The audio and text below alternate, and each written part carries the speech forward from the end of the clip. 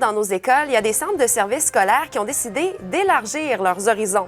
Ils misent maintenant sur le recrutement à l'étranger pour combler les besoins en classe. Et comme vous allez le voir, c'est une démarche qui demande beaucoup de préparation. Marie-Lise Mormina.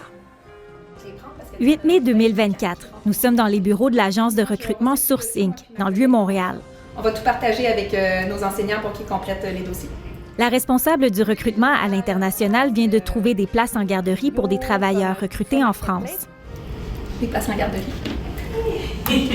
Ils sont une quarantaine à quitter leur pays pour venir travailler dans le réseau de l'éducation dans l'est de Montréal. La rentrée scolaire est dans un peu moins de 4 mois. La course contre la montre est lancée. Dans le mois de juillet, ça va être le gros mois que tout le monde arrive. Pour se donner le temps de s'installer en août. Exactement. Et le début de l'école. La priorité, trouver un logement.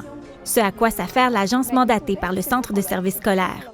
On va vous trouver une place sécuritaire, être sûr que vous ne faites pas frauder. C'est à partir de la France que les candidats recrutés assistent aux rencontres d'information. Donc, il y a beaucoup de choses parfois qu'il faut acheter. Puis bien sûr, les vêtements d'hiver. Et au bout de ces rencontres virtuelles, ces enseignants débarquent au Québec. Nous sommes le 23 juillet. Une équipe de Source Inc. est à l'aéroport international Montréal-Trudeau pour les accueillir. Ça y est, bienvenue! Karine compte parmi ses enseignants. Elle commence une nouvelle vie avec ses 3 enfants et son mari. Bonjour! Oh, j'ai droit à un câlin! La prochaine étape, celle de découvrir leur toute nouvelle maison. Elle est trop belle! Alors pourquoi j'ai choisi le Québec?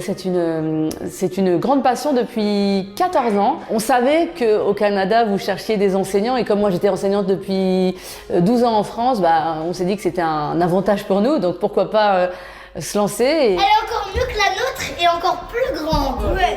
Uniquement pour la rentrée 2024-2025, le Centre de services scolaires de la Pointe-de-l'Île accueille 43 enseignants étrangers. Posez vos vestes dans votre casier, s'il vous plaît.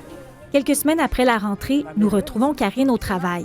Il a posé une bonne question, ça veut dire quoi, trier? Nous sommes dans sa classe de 3e année, à l'école primaire Sainte-Gertrude. C'est un renouveau un petit peu. Je redécouvre plein de théories, la façon d'enseigner les maths. Et quand vous avez terminé, vous levez le doigt.